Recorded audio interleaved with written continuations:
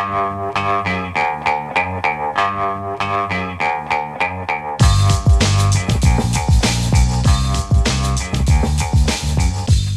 the Brian Lehrer Show on WNYC. Good morning, everyone. Defund science, distort culture, mock education. That's the title of a podcast episode from Atlantic Magazine staff writer Anne Applebaum in her series Autocracy in America. It's related to the themes in Anne's latest book, Autocracy, Inc., the dictators who want to run the world. Anne will join us in a minute. Another episode of her podcast was called How Autocrats Meddle with Elections. It tells the story, for example, of Dawn Baldwin Gibson, a pastor in New Bern, North Carolina, who had her vote in the 2024 elections challenged for no apparent reason. I'm going to play a few clips here of Pastor Gibson. Here's the beginning of how they cite her in the podcast. For more than 35 years, I have been a registered voter and I have been casting my vote. To this day, months later, I still don't know why my vote was being challenged. And she continues. One of the races on the ballot was for the North Carolina Supreme Court. The election was between Allison Riggs and Jefferson Griffin. I actually went to vote as an early voter. And this is something that for many years I have done with my family, showed my ID, went in, cast my vote, and really thought nothing else about it until a couple of weeks went by. I started hearing about this Jefferson Griffin list. So did the North Carolina State Board of Elections challenge her vote? The authority in North Carolina is the State Board of Elections. They were not challenging my vote. They were showing that I had done everything that I was supposed to have done for my vote to count. But Jefferson Griffin's team, they were the ones challenging my vote. And that seemed like changing the rules after the results are not what you want. So how did this end? I just thought, do something. What can I do? So we got a local church. We wrote letters. We talked to the local media. And that was Pastor Dawn Gibson, one of more than 60,000 North Carolina voters who had the legitimacy of their vote challenged in 2024. Now the podcast reminds us the Trump administration has its eyes on the midterms for this year and beyond. Now, besides her book, Autocracy, Inc., and her podcast that we just sampled from, Autocracy in America, Anne Applebaum is also a senior fellow at the Johns Hopkins University School of Advanced International Studies and the SNF Agora Institute at Johns Hopkins. And we always appreciate when you give us some time. Welcome back to WNYC. Thanks for having me, and thanks for quoting from the podcast. Yeah, can we start with that Dawn Gibson story? And of course, listeners, if you were confused by music suddenly showing up in your ears, that was, from the podcast soundtrack. Why did you put her story near the top of your episode called How Autocrats Meddle with Elections? I think it's important for Americans to understand that the process of stealing an election might not be one dramatic thing. It might not be an event like the one we saw on January the 6th. Several years ago. It might be little changes, little challenges, changes to the rules, attempts to keep particular categories of people from voting, challenges to the vote after it takes place, maybe even in the midterms, challenges to winning candidates or efforts to prevent them from taking their seats in Congress.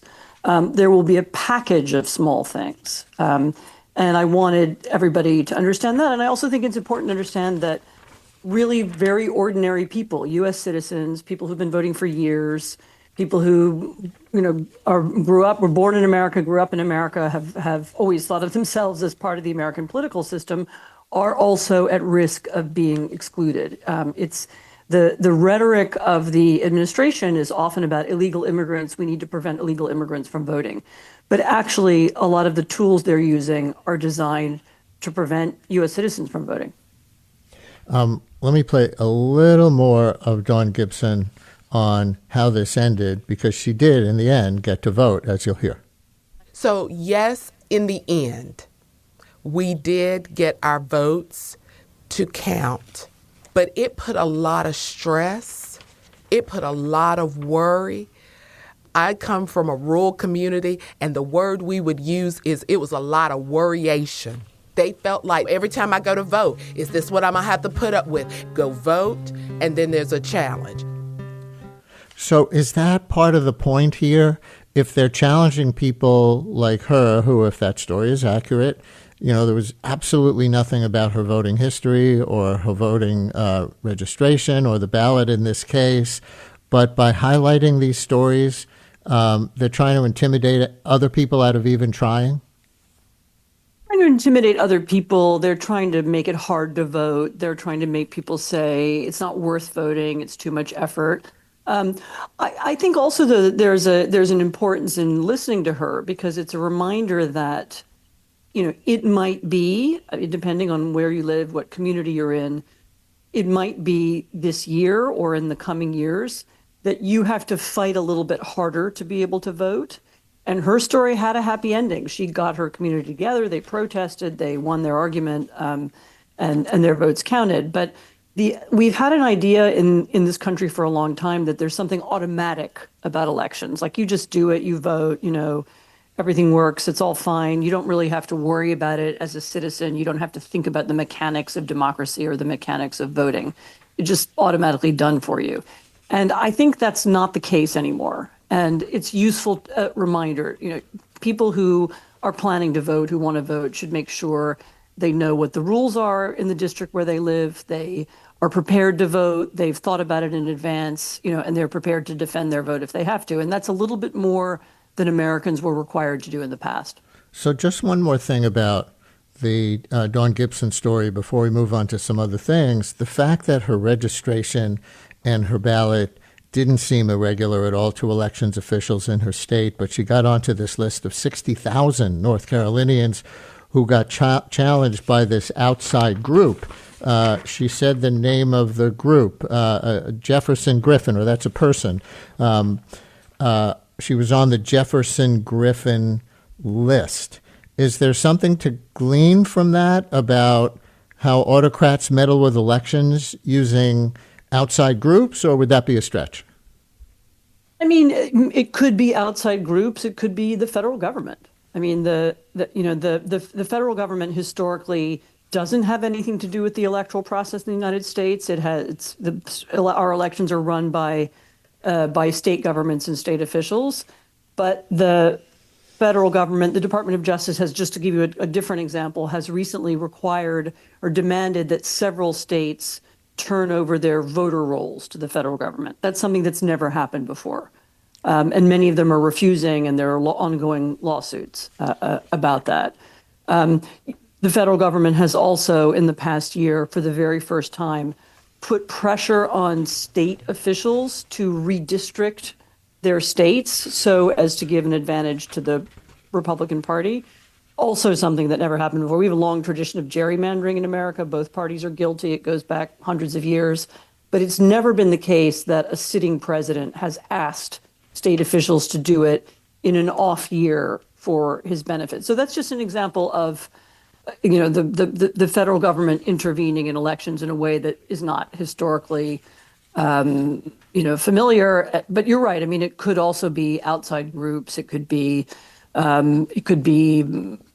particular judges. It could be state legislatures. I mean, there are many avenues this could go through. Yeah, and in the State of the Union on Tuesday night, the president said this about Democrats.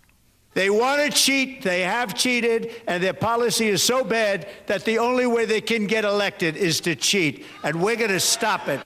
So, and we know that the 2020 election was not in fact stolen. So for you as an expert on the autocrats playbook, does that language in that speech signal anything about 2026 or where he's trying to take us? It absolutely signals that they are they're using the language of, Democrats are cheating to try to change the rules and to try to prevent people from voting. Yes, absolutely. And as I said, it's unlikely to be one thing. It's unlikely to be one piece of legislation or one practice. It could be anything from having ICE on the streets on election day to intimidate voters, even voters who are citizens, from make them afraid to go to the ballots. It could be, as we've already discussed, various tricks to do with how votes are counted or who's allowed to vote.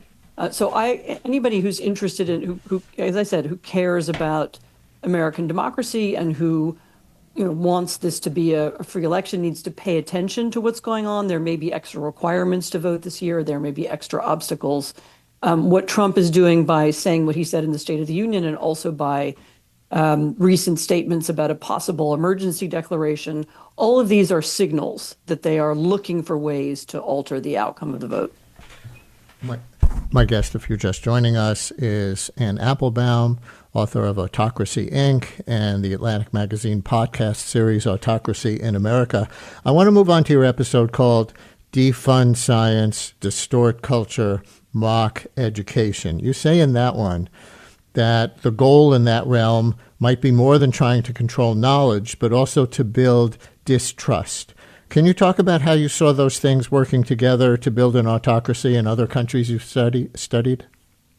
Absolutely. If you can undermine universities, if you can undermine science, if you can undermine all media, from good media to bad media, right-wing media, left-wing media, if you can convince people that the only source of truth, the only organization or person who can explain the world to you is the ruling party or the leader, then you have the ability to do what we've just been discussing. You can reshape the argument about elections. You can make things that are false appear to be true.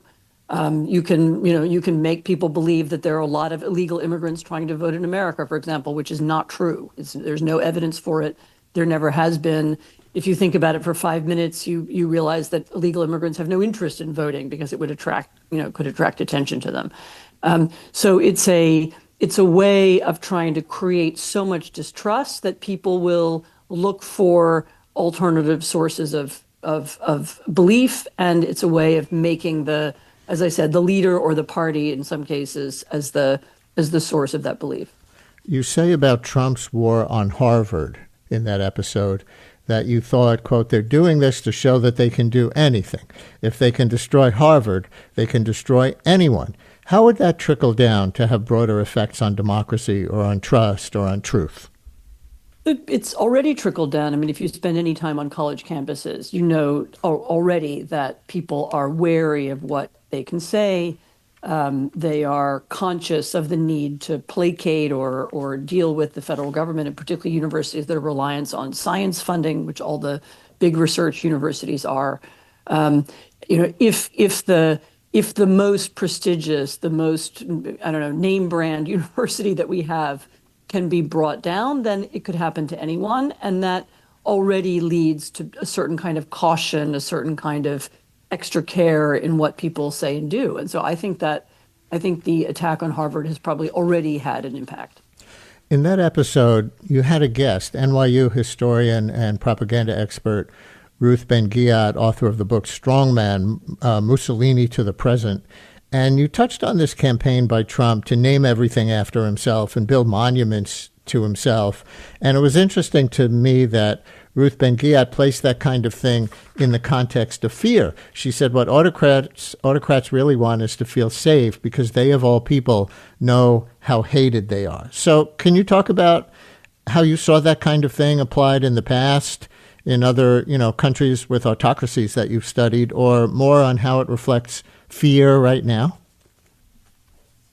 I mean, it's in the Soviet Union, it was famous. I mean, there was a city named after Stalingrad, and there were, bridges and monuments and buildings all over the country, and then later after other Soviet leaders. And again, the point is, if the leader's name is built into the structure of the fabric of the city, the buildings, the roads, the bridges, then the sense of him being omnipotent or unchallengeable or already written into history in a way that you, the individual, can't can't impact it is already there. I mean, it's one of the reasons why, in a lot of countries, you don't name things after somebody until they're dead, or you don't. I think the U.S. government, at least until recently, had a rule about postage stamps that nobody could be on a stamp until after they were dead, and there's a legitimate reason for that, because when a living politician constructs a monument to himself, that's an expression of his power. And it's a way of, as I said, telling people that there's nothing, especially if it's a physical thing, there's nothing they can do to move him or remove him. About fear, I should tell our listeners that besides the domestic democracy questions we've been discussing, you're a major expert on international relations. And I wrote a newsletter column last week about Rubio in Munich. He talked about not governing out of fear, right? He cited too much fear, told the Europeans they have too much fear of climate change, fear of technology, fear of war. They have too much fear of those things. But the anti-immigration message that was the core of that speech seemed to reflect that they are petrified of immigration, that people who want to be our neighbors will destroy Western civilization, which he said is the greatest civilization ever. Does it fit into anything that you study or write about, that he would say the greatest civilization in human history is so fragile that immigrants are scarier than war? Well, I think this is part of another way, very traditional, very familiar and old way of doing propaganda, which is to find an out-group for people to focus their anger and hatred on, or their fear and anxiety, as the case may be. If people, if modernity is uncertain and your job is precarious and your housing and healthcare costs are too high, then it helps a lot to make you will feel better if you can point to somebody whose fault it is.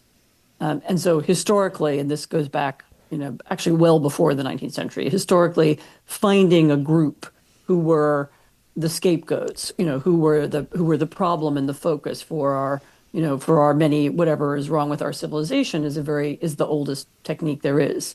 And this administration, like many in the past, has chosen to use, actually, they started out talking about illegal immigrants, but it's now really immigrants more broadly as the focus of that ire. If things are going wrong for you, that's why. And it's a thing that people can see.